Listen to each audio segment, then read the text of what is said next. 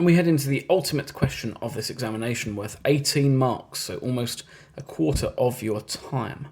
Therefore it's a fairly in-depth one. Consider f of x is kx over x plus 1 all squared, and you're told x is not equal to negative 1, because you would have asymptotic behaviour. K is not equal to 0, because that would be a very trivial function, f of x equals 0. Find the x-intercept of the graph of f, showing you're working clearly. So that's when f of x is equal to 0. So I have kx over x plus 1 all squared is equal to 0, which just gives me kx equals 0. And because k is not equal to 0, I can divide by k and say x must be equal to 0. And that indeed is my x-intercept. I could alternatively just write that as 0, 0. Secondly, I assume that's meant to say f prime x and f double prime x in terms of k. So I'm going to use my quotient rule. U is kx, so u prime is k. V is x plus 1 all squared, so v prime is 2 brackets x plus 1. I'm not going to bother multiplying that out, because I'm going to hope my x plus 1s all cancel out nicely for me. So f prime x is equal to u dash v, k x plus 1 squared, subtract v dash u, kx times 2 x plus 1, all over x plus 1 all squared squared v squared, which is x plus 1 to the power 4. And luckily my x plus 1s do cancel, so I can take away, I can divide everything, by x plus 1. So I have kx plus k, subtract 2kx, all over x plus 1 all cubed, which is kx subtract 2kx is negative kx, so k subtract kx, all over x plus 1 all cubed. Then I want to find my second derivative, f double prime x. Again, quotient rule. U is equal to k subtract kx, so u prime is just equal to negative k. V is equal to x plus 1 all cubed. Same argument, v prime is equal to 3 brackets x plus 1 all squared. Again, not going to expand that out, both because it would take a lot of time and I'm hoping my x plus 1s will cancel. Then I have u dash v, negative k, x plus 1 all cubed, subtract v dash u, so subtract 3, k subtract kx multiplying by x plus 1 all squared, all over x plus 1 cubed all squared, which is x plus 1 to the 6. Again, I can cancel, this time by x plus 1 all squared, and I get negative kx, subtract k, subtract 3k, plus 3kx, all over x plus 1 to the 4. So I get plus 2kx, subtract 4k, all over x plus 1 to the 4. And again, quite a nice second derivative to have found. 6 marks, not bad for that in the exam. The graph of f has no maximum point, and the coordinates of the minimum point are 1 and negative 1. Find the value of k. Now my immediate thought here might be to say that when x is 1, f dash x is 0. And if I did that, it wouldn't be very helpful. K subtract kx over x plus 1 cubed, when x is equal to 1 equals 0, would just give me k subtract k equals 0, 0 equals 0. True, but unhelpful.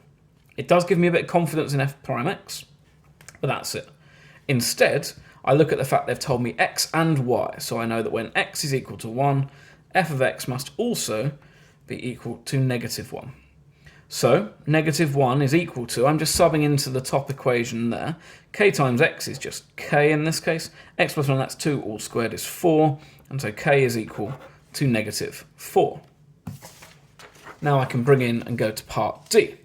Show that the coordinates of the point of inflection of the graph of f are 2, negative 8 over 9, when x is greater than or equal to negative 1. Now there's some help in there, but as soon as I see point of inflection, what I'm thinking is second derivative equals 0, and there is a change of sign in the second derivative. I'm going to need to look at both of those things. So I have second derivative is equal to 0. I know what my value of k is now, so I look back to my second derivative, and I have therefore 2kx, so that's negative 8x, subtract 4k, so negative 4 multiplied by negative 4 is plus 16, all over x plus 1 to the power of 4 is equal to 0. So, if I solve that, I have negative 8x is equal to 16, equal to negative 16, divided by 8, I have x is equal to 2, which is what I expect. That's good.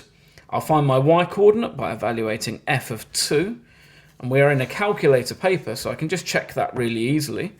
I have negative 4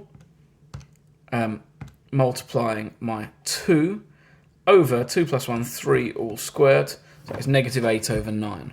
And I'll just show that so that the examiner knows I'm definitely not cheating, but I have negative 8 over 9. That's good, so we're agreeing with this.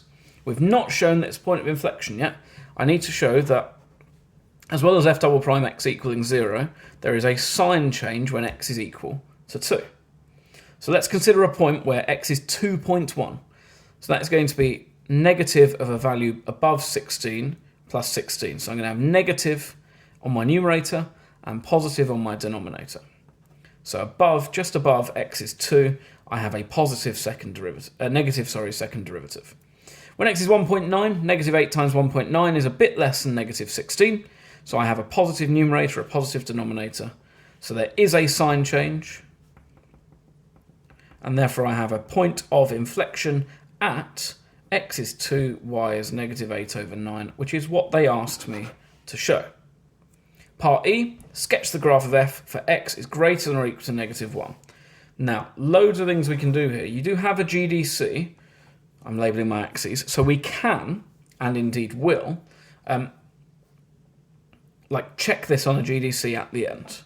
And then I'm just going to go systematically through the question and put all the information in that I've worked out. So firstly, x cannot be equal to negative 1. I have an asymptote when x is equal to negative 1.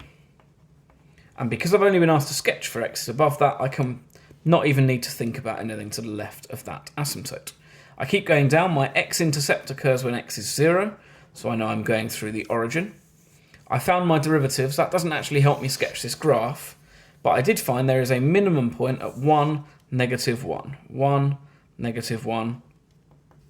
I'm going to have a minimum point. And then, obviously my scale not really matching up here. You would do a better job in the exam, I would hope. I keep going. Value of k doesn't help me. There's a point of inflection at 2, negative 8 over 9. So at 2 and then negative 8 over 9. Something here, POI. At 2, negative 8 over 9. Have some point of inflection, which is useful. That tells me roughly what my behaviour is going to look like. Now, if I didn't have a GDC, I'd need to do a few other things. I can sort of guess roughly what shape this is probably going to look like, but I would need to ask myself what happens to the value of y as x gets infinitely large. So I know that f of x is negative 4x. Let's write this here, in fact. F of x is negative 4x over x plus 1 all squared, which is negative 4x over a quadratic x squared plus 2x plus 1. So as x gets infinitely large, this is tending towards 0. So I know I have asymptotic behaviour to my x-axis. I would also look at what happens when x is like negative 0.9. So I would have just under negative 16, so I have a negative value over a positive value. Okay, a negative value divided by a positive, a positive value, negative 4 times negative 0.9, positive value over a positive value. So I would be tending towards positive infinity. The other thing I could do to work that out is it says there is no maximum point. So if I'm going down to a minimum, I must be tending up towards positive infinity. This is paper 2 though, so I can do even better than that. I can take my GDC, delete whichever equations are already in there, and I can sketch negative 4x all over, and then x plus 1, x plus 1, all raised to the power of 2. And I can check my window. Now my window is actually pretty good here. What I could do, I know that I only want x to be at negative 1 or above. So I could sketch my graph like this. And I see roughly what I need to include therefore. So I have asymptotic behaviour here, dropping down to some minimum point. Then I go through a point of inflection. And then I'm tending towards, and we can see that here, I'm tending towards y as 0 as x tends towards infinity. And so in the mark scheme, you were given marks, just check that off to the side here, for the correct shape and behaviour of this general graph, for passing through the origin, and and indeed for having a sense of scale labelled on your axes, which I have done. And that's 18 marks and the end of the examination. Sorted.